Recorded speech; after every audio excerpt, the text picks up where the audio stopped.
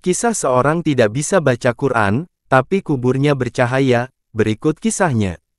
Sebuah kisah diceritakan bahwa seorang lelaki melalui sebuah kawasan perkuburan di suatu malam yang kelam dan sunyi. Tiba-tiba dia terpandang suatu cahaya yang terang benderang muncul dari sebuah kubur, dan terus menjulang ke langit. Terpegun dan kaku melihat kejadian itu. Dia terfikir kemungkinan kubur ini adalah kubur seseorang yang sangat istimewa. Mungkin ia seorang wali Allah atau ulama atau orang soleh yang istimewa kedudukannya di sisi Allah.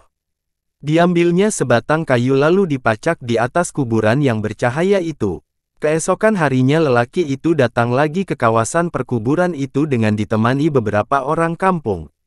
Beliau ingin menyelidiki dan ingin mengetahui kubur siapakah yang sangat ajaib itu.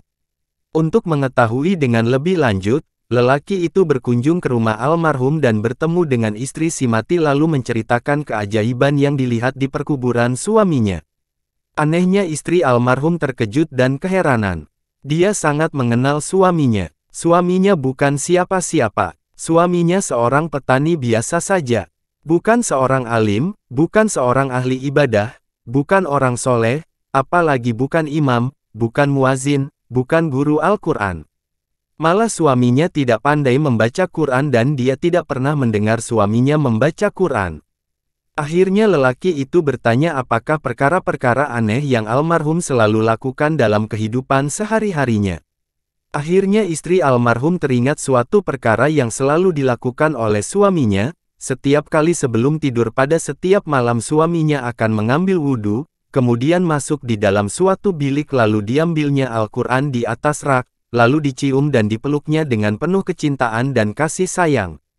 Dia akan duduk dan membuka Al-Quran itu sehelai demi sehelai seperti sedang membaca, sedangkan ia seorang yang buta Al-Quran. Dia akan meraba-raba ayat-ayat Quran itu dengan tangannya, seolah-olah sedang menyentuh dan membelai sesuatu yang sangat dikasihi. Tambah istri almarhum lagi, dia pernah mendengar rintihan dan esakan tangis suaminya yang sangat sedih, mendayu-dayu dengan penuh penyesalan. Tuhanku, ampunkanlah aku karena aku tidak mampu membaca kalimah-kalimahmu ini. Janganlah engkau hukum aku di atas kebodohanku ini ya Allah. Wahai kolam Allah, maafkan kesalahanku. Aku tidak mampu membaca kalimah-kalimahmu. Aku tidak dapat bersahabat denganmu. Aku tidak dapat memahamimu. Tapi aku sangat mengasihimu. Aku sangat mencintaimu. Wahai kalamullah, janganlah engkau mendakwa aku, jangan engkau menuduh aku di hadapan Allah di akhirat nanti.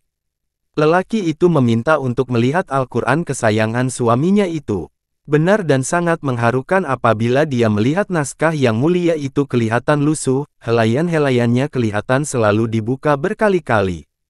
Dan ada bekas-bekas air mata di kertasnya, tanda seseorang sering menangis berjurai air matanya tatkala membuka lembaran yang maha suci ini.